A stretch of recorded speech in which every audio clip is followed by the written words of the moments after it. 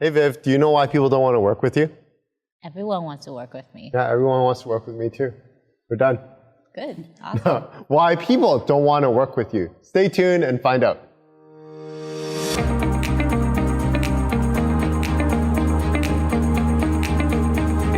My name is Gary Wong from GaryWongRealty.com and welcome to another episode of Bible, Business, and Belief. I'm here with Vivian Teng from Miix Interiors. Welcome to the show again. Hi, Gary. And we have Song, our special guest. Yeah. Say hi. Okay, so today we're going to be talking about why people don't want to work with you. So, Viv, why don't people want to work with you? It's a tough question because, like I said, everyone wants to work with me. But Me too. We're perfect. But I think it collaborates to a lot of things together. Like you were saying Thanksgiving earlier on the previous video, but jumps back to what I think is important is like when you're arrogant, which also ties to the Thanksgiving. But usually when people are arrogant, do they aggressively show it or is it subtle? I'm quite subtle.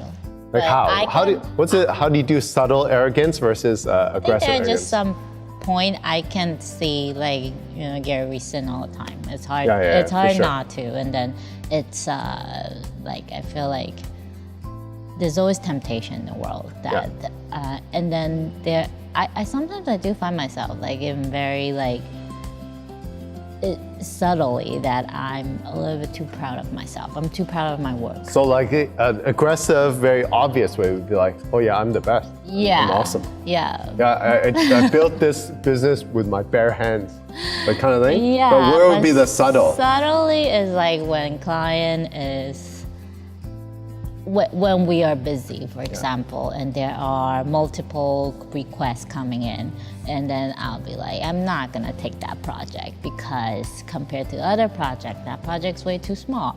The house is not beautiful enough. I'm not gonna take it. Like, I mean, I don't really say it, but something in my mind I'll be like juggling through, because maybe my time only allows me to pick up 5 projects, and it's those are 6. I guess it's time management that you have to that's choose, time pick management. and choose, right? But why do I decide to not pick this one? And sometimes it's because I feel like, is this place too small, or is this house too old for our project? And that's a way that myself being like arrogant or proud of myself. Because back when we just started, like you put Thanksgiving to whatever. Yeah, that's right. It's on your lap, whatever client comes to you, you take it, And then now I still do that, but it's just like, there are some points when I think about it, it just jumps into my thought that I am like very, not humble enough. And then so I think one way that's something that people can sense it, They feel the vibe. They can feel, even like I'm not like walking around like just like a strutting your peacock. stuff? Be like, I'm really good, But people can sense the vibe that you are not humble. You are not. You're not being like. God wants us to be a servant. Yeah. Is a way. Like we are there to serve people, and like I shared in the last video was about always being serving to other people. You wanna be as a good representative. You wanna be like. So you want other people to see you, know that you are. You're a Christian, and then that when people know that, like if you do something, if you're arrogant, they're like, oh, all the Christians are arrogant. And then when you're humble, when you're loving, you're like not self-seeking, then people see that too. And I want to be a good way. I want to I myself should be a way of spreading the gospel. That's right. Like people see me and they be like, oh, I want to be more like her, and then or. Like, oh, how can I be more like Vivian? How can I be more like Vivian? How can I be more like? Just feel like I'm not arrogant. You want to be just like me. Yeah, you want to be approachable. I think that's the thing. You want to be approachable, and then so I think it's such a small yeah, it's like such a small thing that people think it's easy. I can do that all the time, but then like it just sneaks in sometimes, you know, sneaks in. But I guess like, to be fair, like sometimes you have a limited amount of time and you can't take on all projects. Yeah, but And then of course there you should be have other to- ways to juggle Yeah. it instead of thinking what's good for you. And then like you can, there's always other way to do it. But that's one of the example I think that I can. And then be you arrogant. also need to qualify how serious your prospect is also. Yeah. Because some people, unintentionally or intentionally, I think most people unintentionally waste people's time. They don't come to me and go, oh, you know, Gary, I'm really interested in buying a place, but I'm just like playing you for the next 6 months. Like nobody says that. Nobody intentionally has that mindset.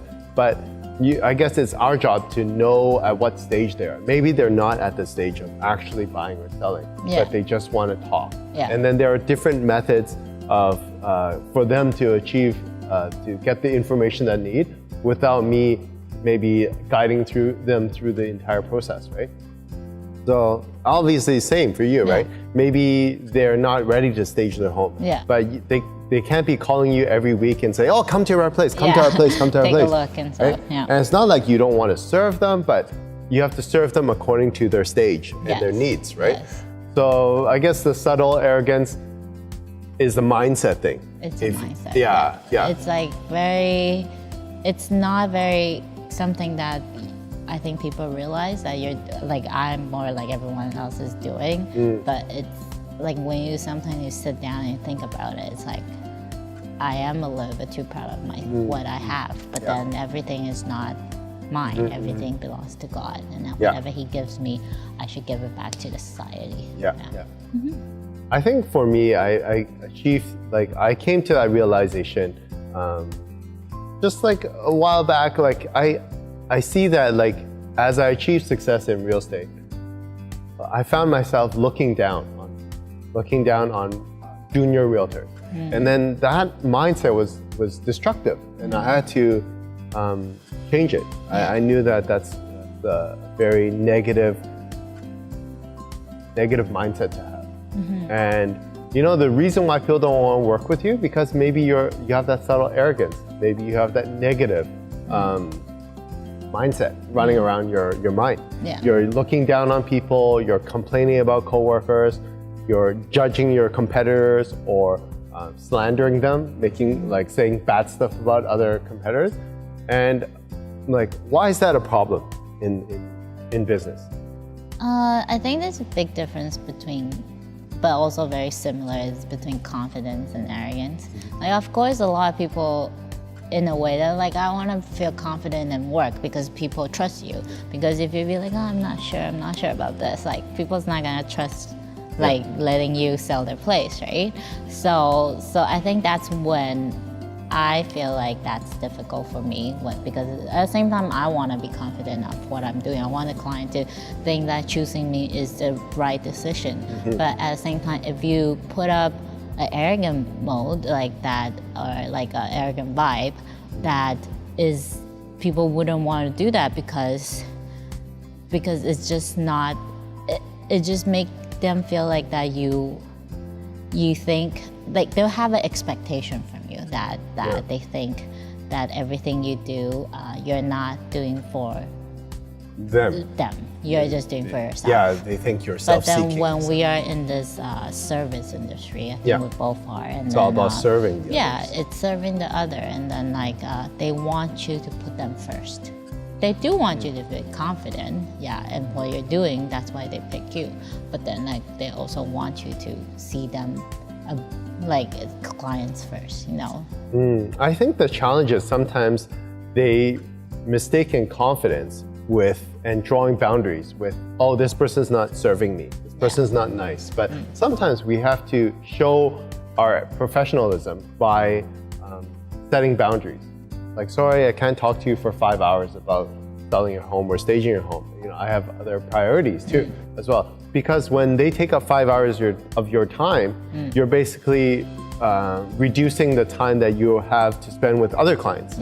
And it's not that you don't want to help them, like I said, but it depends on their stage. I think it's an attitude that you have to go with. Like, there are also, like, like there are ways to juggle around this, but then it's the attitude you do, it's handle the situation. Yeah. And then as long as you're doing the humble way, and then you're doing it as making them feel they are still important, even though you cannot spend 5 hours like doing a consultation with them. But as long as they feel like you do see them as an important client of yours, then everything's gonna be okay. Sometimes it's better too. Short is sweet, right? Yeah. Sometimes shorter the better. Exactly. Right? And then we were talking about like being judgmental. Like I think in this industry, there are a lot of realtors and stagers and a lot of people in their industry. They just speak bad about other professionals in order to make themselves look good. Yeah. The Bible talks about don't exalt yourself, but exalt others, right?